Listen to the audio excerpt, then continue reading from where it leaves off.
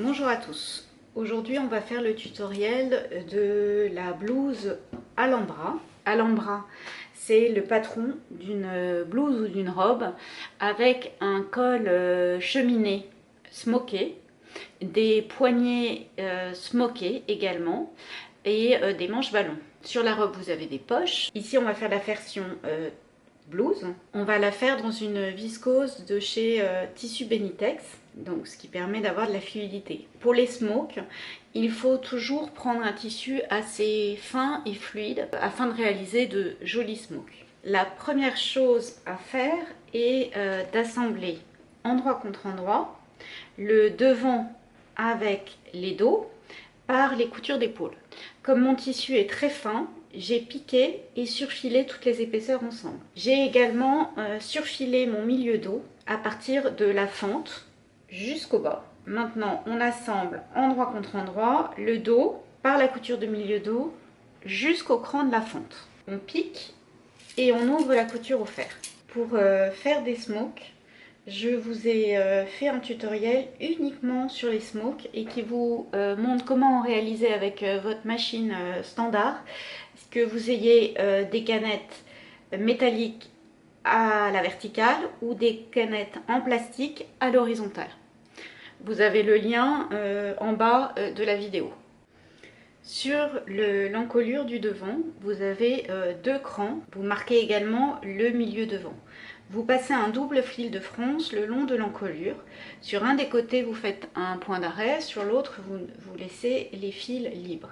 Pour passer un fil de fronce, on allonge le point de sa machine au maximum et on pique deux parallèles à 0,5 et 0,8 environ du bord. Et on tire sur les fils. Entre les crans, l'espace des fronces doit faire 8 cm, 4 de part et d'autre du milieu devant. Donc là j'ai 8. Je bloque mes fronces, donc je fais un nœud. Et dans l'intervalle, on répartit les fronces le plus régulièrement possible, de manière à avoir de part et d'autre du milieu devant 4 cm. Donc là on est bon. Sur la tête de manche, sur le devant, on a 3 crans et sur le dos on a 2 crans. On va devoir réaliser des fronces entre les 2 crans du haut. Donc on passe un double fil de fronce le long de la tête de manche. Donc on allonge le point de sa machine au maximum et on pique deux parallèles. On tire sur les fils et on forme les fronces.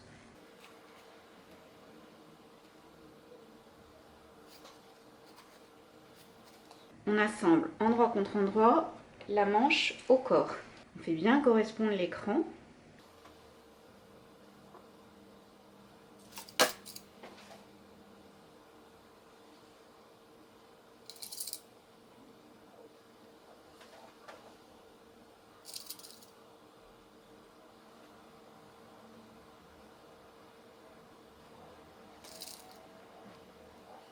Le cran d'épaule.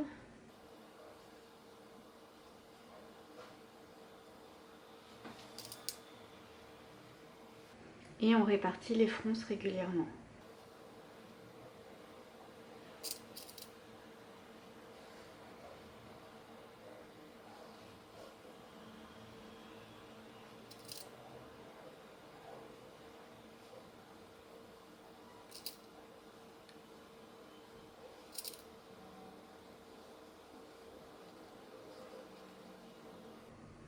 Bon, on fait les fronces de manière à ce que les distances correspondent. Et on pique et on surfile les deux épaisseurs ensemble en ayant la manche vers soi pour pouvoir bien répartir les fronces au moment où l'on pique. Donc on obtient ceci. On a fait les fronces au niveau de part et d'autre de la couture d'épaule et on a piqué et surfilé toute l'emmanchure. Maintenant, on va faire tout ce qui est smoke. Alors, on va faire tous les smokes en une seule fois pour éviter de régler plusieurs fois notre machine. Donc en bas des manches, je trace le premier rang de smoke. Et les rangs sont espacés de 8 mm les uns des autres. Donc je trace que le premier et après je vais faire les autres à 8 mm.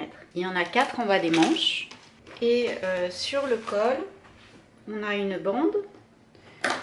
On la replie envers contre envers. Et pareil, on va piquer les rangées de smoke en parallèle les unes des autres en partant du côté ouvert de la bande et tous les 8 mm. Alors moi mon pied de machine à coudre fait un écartement de 8 mm. Donc je vais me mettre en parallèle les unes aux autres en prenant comme repère le pied de ma machine. Donc là je vais rien tracer et je vais coudre en parallèle. Pour faire les smokes, vous avez besoin de faire une canette de fil élastique. Alors moi j'achète des grosses bobines de fil élastique. Si vous achetez des petites bobines de fil élastique, je vous conseille de les acheter en tout cas par deux. Parce que lorsque l'on fait des smokes, ça consomme beaucoup de fil. Et donc avec une bobine, je crois qu'il y a 20 mètres dedans, les petites bobines, vous ne faites pas grand chose. Donc vous faites votre canette à la main. Vous préparez 2 canettes en tout cas, parce que lorsque vous faites vos smokes, il faut bien faire un point d'arrêt au début et à la fin. Et dès que vous arriverez en rupture d'une canette, vous devrez refaire toute votre rangée de smoke. Donc vérifiez que vous avez suffisamment de fil pour faire toute une rangée. On a fait sa canette, on met la canette dans le boîtier. Alors là, je vous montre pour les canettes, les porte-canettes métalliques. Vous avez un tutoriel pour vous expliquer comment faire avec les porte-canettes plastiques à l'horizontale. Donc là, on va dévisser légèrement pour que le fil sorte. Donc là, ça paraît pas mal. Et je vais allonger le point de ma machine à 3,5 et je vais piquer en parallèle. Alors, il est toujours préférable de faire un essai de smoke sur un morceau de tissu qui vous reste pour vérifier que vous avez bien une élasticité correcte. Il ne faut pas que le fil soit trop tendu et que votre tissu puisse, que vos smokes soient bien élastiques. Alors, j'allonge le point à 3 et je vais piquer sur mon premier trait au point de ras. Je fais bien un point d'arrêt.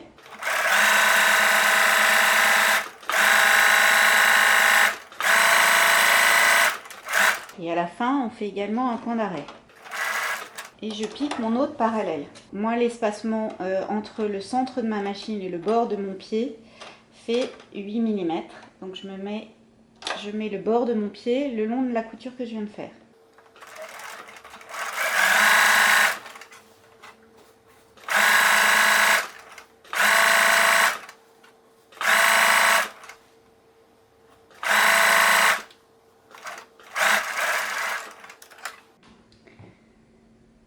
J'ai replié ma bande d'encolure envers contre envers en deux. Et je pique à 0,8 du bord en faisant mes smokes.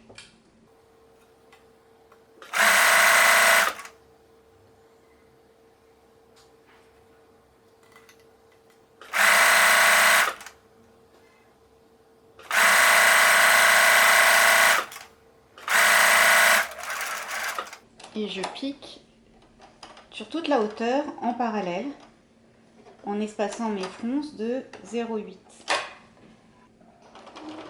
Donc je fais bien un point d'arrêt.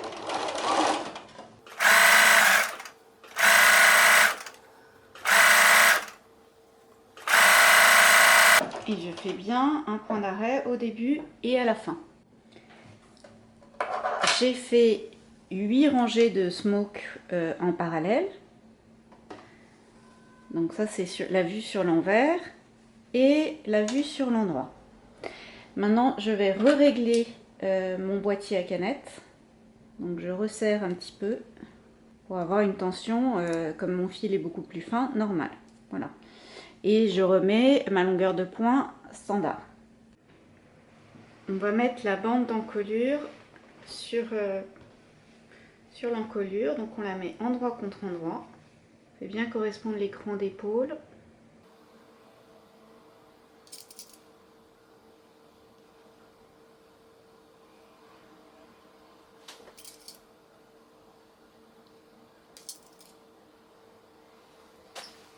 Le cran de milieu devant.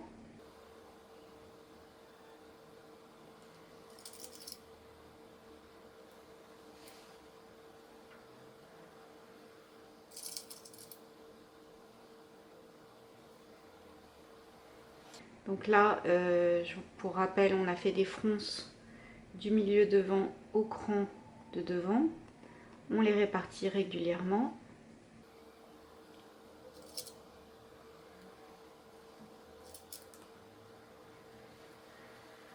De nouveau le cran d'épaule.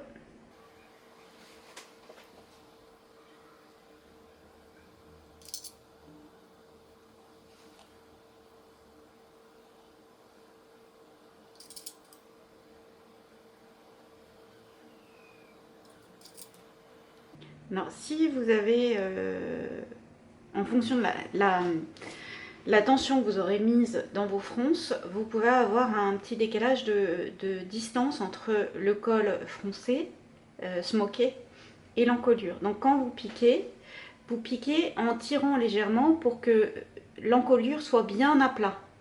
Sinon votre encolure sera trop serrée et ce sera désagréable. Donc là, moi, les distances correspondent, la tension de mon élastique correspond bien, mais comme c'est quelque chose que l'on règle à la main, on peut, en fonction de la qualité de l'élastique, avoir une tension plus ou moins différente.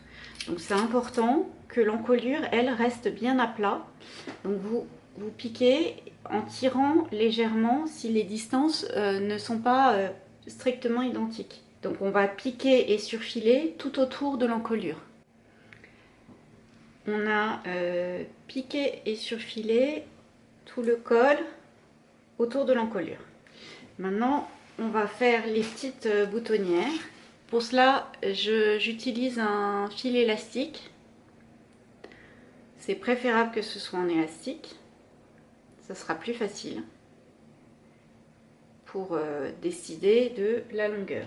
Je prépare 3 boutonnières, donc environ 5 cm. On positionne les boutonnières sur le bord du col et on va aller les maintenir avec une surpiqûre. Donc sous la machine, je vais positionner mes 3 boutonnières, une au milieu et la troisième ici. Donc je les espace de 1,5 environ. Donc sur l'endroit du col, j'ai maintenu 3 boutonnières à équidistance.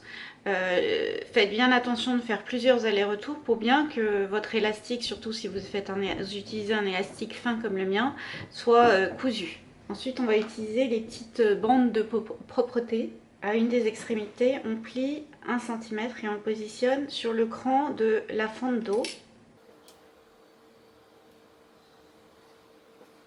On épingle tout le long de la fente. On couche la valeur de couture vers le bas, entre le col et l'encolure. Et on va piquer à 1 cm tout le long de la fente. Donc ça permettra de repiquer sur vos boutonnières et vraiment de bien les maintenir en place. Donc on pique du bas de la fente jusqu'en haut du col. De part et d'autre de la fente, j'ai mis ma bande de propreté. Donc j'ai fait un rentré de 1 cm en bas et j'ai cousu jusqu'en haut du col. Maintenant, je vais aller repasser pour rabattre la couture comme ceci. Faire un rabattre autour de la valeur de couture comme ceci. J'ai repassé la propreté. Donc j'ai couché la bande vers la valeur de couture, puis rabattu le long de la valeur de couture. Et là, je rabats encore une fois et je vais surpiquer à 2 mm du bord. Alors auparavant, on va ajuster un petit peu la longueur de la bande. Donc je laisse 1 cm au-dessus du col. Je fais un rentré. Je rabats. Et je surpique à 2 mm du bord de la bande de propreté. J'ai rabattu la propreté sur l'envers et surpiqué à 2 mm. Au préalable, j'avais fait un petit rentré en haut dans l'alignement du col. J'ai également au bas de la fente fait un aller-retour pour bien maintenir la fente en place. Donc on a un côté avec les boutonnières et l'autre sur lequel on va mettre les boutons. Maintenant il nous reste à faire la couture de dessous de bras et de côté de la blouse. Donc on assemble endroit contre endroit tout le dessous de bras. On fait bien correspondre la couture de dessous de bras. Et on pique et on surfile en une seule fois le côté de la blouse et sous le bras. On a fait la couture de côté de la blouse. Maintenant, et la couture de dessous de bras. Maintenant, il nous reste les ourlets à faire. Donc les ourlets qui sont prévus sont des ourlets de 1 cm sur 1 cm. Donc on rabat 1 cm, puis 1 cm et on surpique à 2 mm. Donc on fait ça en bas des manches et en bas de la blouse. J'ai cousu mes boutons, fait mes ourlets et la blouse Alhambra est terminée. Donc avec son col cheminé smoké et le bas de ses manches smoké également et des manches ballon.